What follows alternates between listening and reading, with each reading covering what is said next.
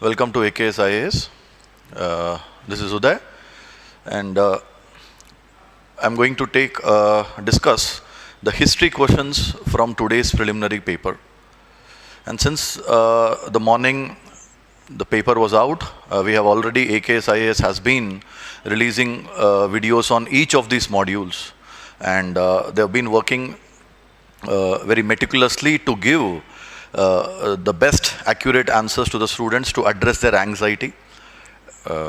And before I even proceed with the session, there is one more announcement that the institute is organizing a new program called the Mains Maximizer, in which there will be special attention given to those candidates who feel they're confident about the way they have given their prelims. Fine. Okay, then let's get ahead. I'll keep the session short, understanding that you people will be quite tired since the test. Fine. So let us get started then. We'll see here that UPSC has done clear justice to the module history by asking nearly 19 questions. And again, even within these 19 questions, it has been given due weightage has been given to each of these modules: ancient, medieval, modern, as well as culture. All the modules, questions have come from each of them. And with respect to the difficulty level, again it was a mixed bag. You had a few easy, by which I mean that these questions, answers for them are straightforward, found in the standard sources that all of us prefer. Medium, there were a few medium also, where by medium I mean that answers, these questions, answers for these questions may not be directly available in your standard books, but by intelligent guess and from the accumulated knowledge you have, you can try to eliminate. At least by elimination, you may get closer to the answer. But then, as usual, again, UPSC has reserved its the supremacy by giving a very tough questions, particularly 3 to 4 questions, which are completely out of context, not found in the regular sources that we all refer to. Okay, missing those 3 to 4 questions should not be a real problem, because that is something which every candidate misses out. But missing out on the easy and mediums, that's definitely a mistake you might have done. Fine. So let me go forward. As I said, I'll keep the session short and sweet. Fine. Let us take each question one by one. So you'll see that the first question that was referring to the Chausat Yogini temple. I'm not going to read each sentence, as you should all be aware that it is a circular temple. Yes, it is a circular temple during the reign of a Kachapagata dynasty. That is the right statement. Second, it is the only circular temple built in India. Now, obviously, as most of you are aware, it's a common elimination technique that when you find such extreme words like only, all, one has to be slightly careful. Okay, that's a common logic you all people use. So, in fact, really, it is not the only temple which is circular shaped. There are some more temples, but then of all of them, the most prominent is this. So, right away, you can remove the second statement, and actually, if you look at the options, that straight away gives you the answer is 1 and 4. C will be your answer. And this is a question from culture section, because it is talking about temple and architecture and all these things. Fine. The third statement, it was meant to promote the Vaishnava cult. Definitely wrong. You can clearly see it's a yogini, Chausat Yogini. So it's definitely not related to God Vishnu. So that's the reason 3 is wrong. And most probably the reason why there was a question on this temple is because it is associated with the new parliament building that is being constructed. So in that context, the old parliament building which is there in India, it is having some kind of a similar plan. The architectural structure, they share some similarity. So for that reason, maybe this would have been this was asked in the examination. So the answer for the first question will be C 1 and 4. It was from ancient India, and we can categorize it as medium because it is not very tough, because those who have been following the current affairs, who would have seen some history behind this parliament and all these things, maybe you could have done it. Otherwise, it is not there in the regular sources. The second question is a very, very easy question. And any student who has done his Indus Valley Civilization chapter will straight away put Dholavira as the answer for this, because of all the Indus cities, the city which was known for its most sophisticated water conservation and management system was Dholavira. Available, this is a very easy question, available in every standard textbook, and it's in the state of Gujarat. A will be your answer. Next, this is, I'll say, a medium question, because the answer for this question may not be straightforward, but by intelligent guessing and good wide reading, you can still get to the answer for this question. In the first quarter of 17th century goes from 1600 to 1699. And first quarter of it means obviously 1600 to 1623. And all the standard textbooks clearly tell us that the British people started coming to India in 1608. And by 1625, obviously you don't expect them to have expanded very much into the interiors of this country. Only some factories they might have established. Fine. The clear-cut answer which you can find in the textbooks is this. Broach, definitely Broach. They had established Broach, a factory in Broach. What is Broach? Broach is nothing but the English word of this Indian name, Bharuch, which is a place in Gujarat. So yes, they did establish a factory. Yeah, they did establish there. But what about these two? Not easy. As I said, definitely it's not an easy question. Not very tough also, because you can still make an intelligent guess. Here, Chikakol is nothing but another name for a place in Andhra Pradesh, Srikakulam. Srikakulam is nothing other, also called Chikakol.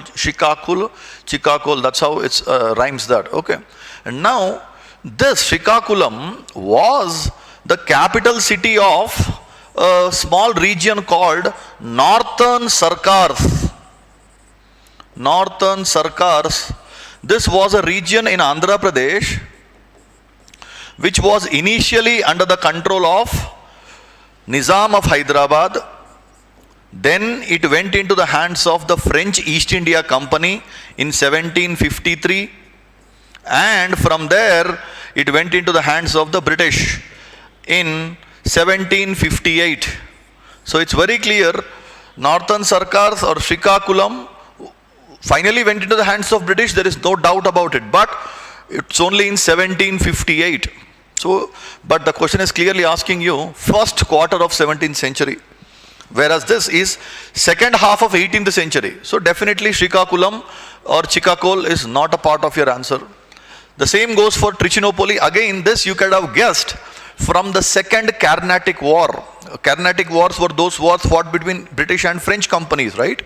Within them, if you will have studied the second Carnatic War properly, there you get a reference, clear reference for the city Trichinopoly, where the British started going and helping a person by name Muhammad Ali. But again, all these episodes was happening somewhere in 1750s. So it's very clear, again, British did not have a control over this place in the early part of 17th century. So the answer will be one only Bharuch. Next, a very easy question I'll say, because all the standard questions, this is from ancient India, a very easy question, because this question is asking you that after the decline of Guptas and before the rise of Harshavardhana in North India, what were the regional kingdoms ruling in that portion of the country? The answer is straight away, you'll see, After the fall of Gupta, see, whenever a big empire declines, you get in place of that empire small regional kingdoms ruling different parts of the country. The same has happened here in the Haryana region. There was the Pushyabhuti dynasty of Thanesar. This is in Haryana. Yes, so this is one. I'll say this is written 3. So I'll put 3 here. This was a region where the Pushyabhutis of Thanesar were ruling. Next, in the Magadha region, that is Bihar region, there was a dynasty called later Guptas. That is, they are also having the same title as the Gupta empire had, but they are not related to them. And that's why reason we call them as later Guptas. And these people were ruling from the Magadha. Yes, even that is a right answer. So these people will be 1. So 1 is also there. Next, in the UP region, you had the Maukaris of Kannauj. So these people, this also is right answer. So you'll say 4. Even these people are there, Kannauj. And then in the area of Gujarat, you have another dynasty that was ruling was Maitrakas. So even that is correct. This is 6. So answer will be 3, 1, 3, 4, 6. These are the 4 kingdoms that had come after the fall of the Guptas. So the answer straight away is 1, 3, 4, 6. And again, these are all, even the other 2 kingdoms, Paramaras of Malwa and Yadavas of Devagiri, are standardly mentioned in every textbook. So there is no way that you can confuse them, because Yadavas come very late. They come in the medieval periods, and Paramaras also come in medieval age. They don't come in ancient India. So it's a beautiful question asked, and as I said, it's an easy question for those people who have studied, have done their work from the standard textbooks. A question from medieval India, not an easy question, definitely not an easy question. Most of us might have studied about a person, a Portuguese traveler called Fernão Nunes. His full name would be Fernão Nunes. This is a question from medieval India, and that too from Vijayanagar Empire. In the last few years, UPSC has been constantly asking questions both in the preliminary and in the mains with respect to Vijayanagar Empire, but then it's really obviously not possible for us to guess what kind of a question would come. This is not really available in the basic textbooks because it's asking very tiny, minute details that what did this person Nunes write about the women of Vijayanagar Empire. Though in new NCERT you get a hint that the women were employed in the kingdoms by the kings as bodyguards. They enjoyed high status in the society, but still it is not easy to guess which of these particular professions they were involved in. And the answer happens to be all the 4. They were wrestlers fighting. They were employed in wrestling, astrology, accounting, and soothsaying. Soothsaying is predicting the future. It's similar to kind of astrology only. Fine. So answer is all of the above. A tough question if you ask me, because not available in the regular sources that we see. Again, a tough question, not found in regular sources. Yeah, if you leave such questions, it's really not a big issue. If you get it, it's a bonus, but then if you leave it, then you need not really worry about it. A very particular question about a small place in Andhra Pradesh, Madanapalli of Andhra Pradesh, is with reference to it, what is so important about history? A lot of options have been given there. The right answer is Rabindranath Tagore translated the national anthem, which was originally written in Bengali, into English at this place. And why did he do so? It is said that in this place in Madanapalli, there was a college by name Besant Theosophical College. Besant Theosophical College. And here, Mr. Rabindranath Tagore was invited as a chief guest. And this college already started playing an important role in the national movement. And there he translated it into English with the help of, so it is not only Rabindranath Tagore, actually there was another lady called Margaret Cousins. It is not a plural form. It is her name. Entire name is Cousins. So Margaret Cousins, she was the wife of the principal of this college. And this lady helped Rabindranath Tagore in composing the tune because she was a musician. She was a trained musician. So he only translated, but putting it into tune, it was Margaret Cousins who helped him. Fine. And then again here UPSC, you can see it was trying to put a small trap by mentioning about Pingali Venkaya. He is a Telugu person coming from Andhra Pradesh. Pattabi Sitaramaya, he is also a Telugu person from Andhra Pradesh. UPSC is trying to put a bait so that you might fall into a trap. But then the answer goes to be Rabindranath Tagore. A tough question, no doubt about it. Easy question, to some extent easy. So match the following three places of, okay, 1 second. Chandra Ketugad, sorry, small misprint. 3 places have been given, and the other column has what are they known for, and asking you which of these have been correctly matched. If you look at them, Burdahom is a very, very common term. It's present in every NCERT basic books. It is a Neolithic site, Stone Age site, which is known for, it is in Jammu and Kashmir, which was known for pit dwelling, where people used to stay inside the ground. Okay, but then here it is given as rock cut shrines. It's out, gone. So answer 1 you cannot have as the answer at all. So it like boils down to 3 and 2 and 3. 3, you can definitely, again, any person who has studied their prehistory properly, Chalcolithic age, Ganeshwar is an important site in Rajasthan where it was known for being a Chalcolithic site. So naturally you will find a lot of copper artifacts, no doubt about it. So 3 must be in your answer. However, without knowing 2, it is not really easy to get the answer, because 3 is correct, no doubt. 3 is correct, 1 is wrong. But still you need to know Chandra Ketugad.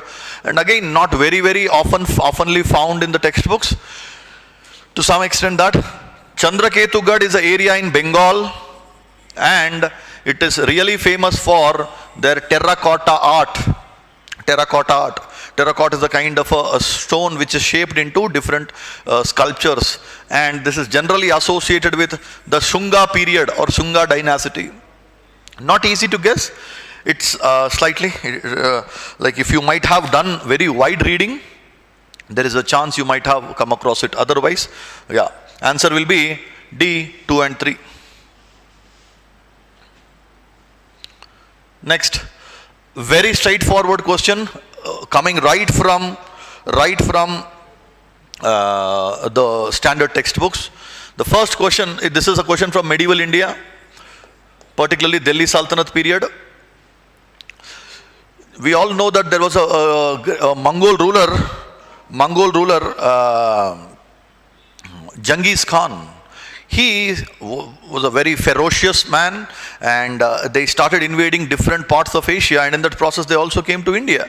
But then during which period that Genghis Khan's invasion started in India? The answer is when you have the Delhi Sultan as Altamash, when he was there, that period. But then if you, I'm not going to go into the story as such, but then it is a really interesting story, that adjacent to India at that time, very briefly I'm saying, there was a Persia, Iran, today what we call Iran, in those days it is Persia.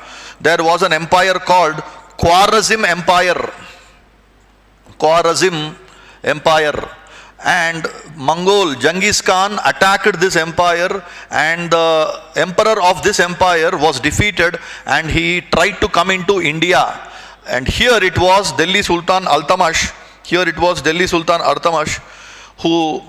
who he understood that if he will allow this emperor, who is this emperor of this dynasty, Khwarazm, it was Mr. Jalaluddin Mingabirno. This person, when he was attacked by Genghis Khan, he asked for some shelter Altamash understood very clearly that if he is going to give shelter to this guy, he is indirectly attracting Genghis Khan into India. So very cleverly he denied giving him any shelter. As a result, Altamash prevented Genghis Khan from coming into India. That's a very interesting story, commonly found in most of the textbooks. It's a straightforward yes, that statement is correct. And it was during the rule of Muhammad bin Tughlaq that Timur occupied the Multan and crossed the Indus. It is wrong. Why? Because after Muhammad bin Tughlaq and after Firoz Shah Tughlaq, it was that time when Timur had attacked. So it's a very, again, those who have done Muhammad bin Tughlaq and Firoz Shah Tughlaq period, you can easily understand that this is a wrong statement. So whichever option has two, you can safely remove it, and already you got an answer there, answer even without going there. But then we also have to be safe always. We will read the third sentence, otherwise the answer is already one only. It was during the rule of Devaraya II of Vijayanagar Empire. Again you see another question on Vijayanagar Empire. So UPSC has been concentrating on this, so one has to be careful in the next time also. That Vasco da Gama reached the coast of Kerala. Wrong. No, that is not. Because this person was in the initial stages of Vijayanagar Empire. Fine. Again, it's not easy to remember all the kings of the Vijayanagar Empire, but yeah, it's good you know that who was the ruler when you get Vasco da Gama, something that. But still, even without knowing this, if you know the 1 and 2, your answer is done. Next, definitely a tough question, not easy. Again, coming from medieval India. Medieval India, you don't much find them in the standard textbooks. It is about a person by name Saint Xavier. Francis Xavier was one of the founding members of Jesuit order. It is nothing but a group of Christians who dedicated their lives for spreading the message of Christ and their religion, Christianity. And many of these people had started coming to India. Even before the company came, these people started coming into India. And yes, the first statement is correct. And Saint Xavier died in Goa. No, that is wrong. Saint Xavier did not die in Goa. He died in China. So that is a wrong statement. I said openly saying it is a tough question, not so easy. But then if you know this one, actually your answer is already there. Because 2 is there in all these options, answer will be C. 1 and 3 only. He died in China. Last, the feast of Saint Francis Xavier is celebrated in Goa each year. Yes, it is in fact celebrated on December 3. It's a public holiday there in Goa. Not easy to guess this. Point is that if you leave such questions also, don't worry, because most of the students will not be able to answer it. But then the easy questions you must not miss. That is the point there. Again, coming from ancient India, not an easy question, definitely a difficult question. It is about ancient Hindu law with respect to the inheritance of property law of the Hindus. There are generally 2 set of laws. One is Mitakshara and Dayabhaga. They were followed in different parts of the country and composed by different authors. And they have different opinions on what should happen to the property of the father. Should it go to the sons or should it go to the daughters also? Or that is one debate. And the second debate was whether the children or the son will get the property even when the father is alive or when he died, only after he dies. So these are the 2 issues on which these 2 sets of laws have some differences. And the question is based on that. Definitely a difficult question. Don't worry even if you have not answered it.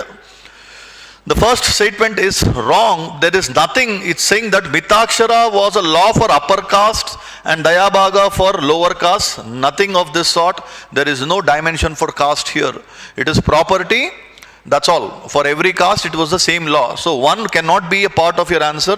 But again, it's not really easy to select from 2 or 3 also. It is only when you do some higher, slightly wider reading and a step above extra reading, maybe you will be able to find out that statement 2 is definitely correct. That is, in the Mitakshara system, as I just now said, the sons, see, it is clearly male, not female. The sons can claim right to their property even during the lifetime of their father. That is, even when the father is alive, they still can claim a share of their property.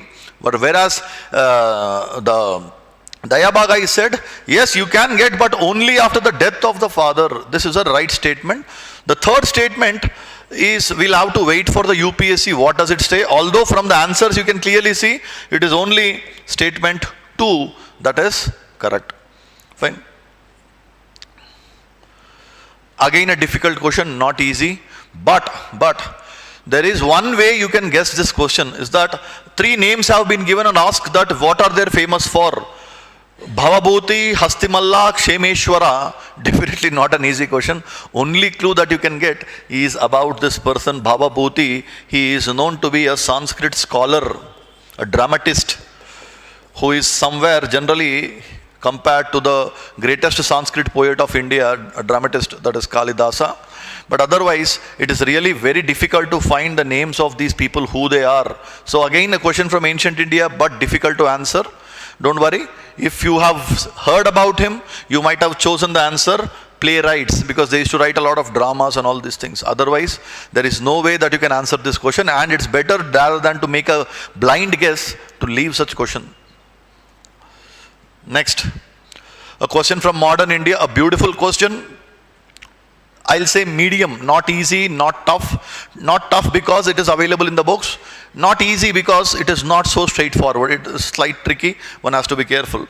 The Montagu-Chelmsford reforms of 1919, so Government of India Act 1919, recommended granting voting rights to all the women above the age of 21. Yes, there is a provision in this act giving some voting rights to women, no doubt about it. But again, you can easily find it out by eliminate this sentence by giving all the women. They never gave men only all rights. Hardly 10% of the entire population had franchise. So now you can't expect women to be, all women above 21. That is like universal female adult franchise. That was not given. But it's a trap that you should understand. Women were given rights, yes. But all above 21, no. So that makes your statement 1 as wrong. And the second statement, Government of India Act 1935 gave women reserved seats in legislature. It's the right answer. Because in this act, it is clearly mentioned that women, the concept of separate electorates have been extended to even the women as well. So that makes your statement 2 right, and that B will be your right answer. A good question in my opinion. A very easy question, again from modern India. There is nothing that you need to really, it's directly available in the textbooks. 8th August, what happened? That's a kind of, considered as a very revolutionary development in India, because even Gandhi, so-called person known for his insistence on non-violence, he himself said, do or die, karo ya maro. So that is it's a very, very famous incident, that the Quit India resolution was passed on that day. There is no doubt about that. Yes, the answer will be A. And this is being asked from the ending portion of modern India, where there are so many events, Cripps Mission, the August Offer, individual Satyagraha, so many things that are happening here. So it's always good that from the 1940s, you have a clear chronology of what events happened in that sequence. So if you have clarity over there, this is a dead easy question, no doubt about it. Again, not an easy question coming from modern India, asking about who wrote this book, Songs from Prison. Not easy, not found in standard textbooks. Answer will be Mohandas Karamchand Gandhi. Not easy.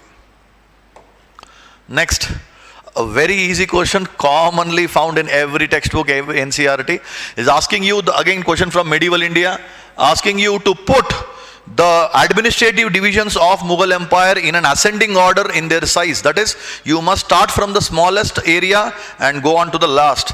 So its answer is, it will be Paragana, Sarkar and Suba. Paragana is a sub-district, Sarkar is the district, and Suba is a province.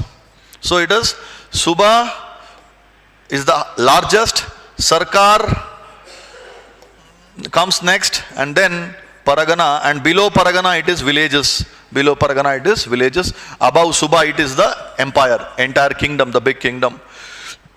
A very, very straightforward question there. Answer will be A. Next. Again, not a very easy question, but still you can make an intelligent guess. It is a medium question. This is asking you with respect to female education and the Bethune school. The Bethune female school was established in Bengal by a Britisher called Bethune. But then an Indian who had great interest to promote women education, that personality has always been very famous, Ishwara Chandra Vidyasagar, and his very name, Vidyasagar, ocean of knowledge. You clearly find that his name, and has been associated, he put a lot of money from his own pockets to promote girl education, women education. So, by slight guess, and actually it is there mentioned in the books also, definitely the answer is Ishwar Chandra Vidyasagar. Next, again a very straightforward question from modern India. This is related to the ending phases of 1940s. After the 1940s, there was this grand movement of Indian National Army where Mr. Subhash Chandra Bose tried to gain freedom for India from outside. And that Indian National Army, there were three famous personalities, each of them coming from a different religion. And when the British people tried to conduct a trial against these INAs for waging a war against the British Empire, that became a big issue, as most of you should have studied, the INA trials.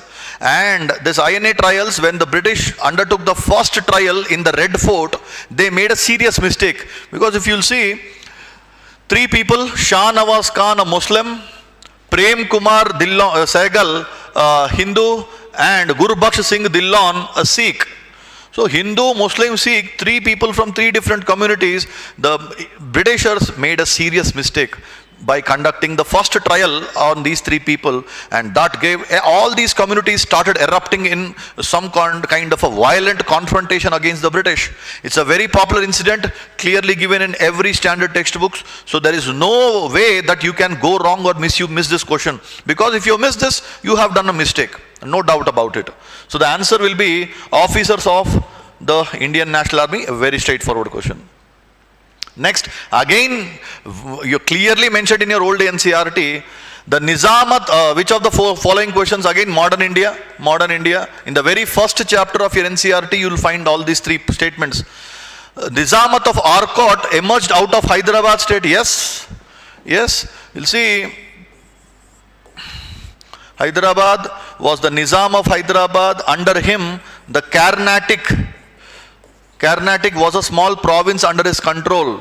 And yes, you can clearly, it emerged out of the Hyderabad state. It is right.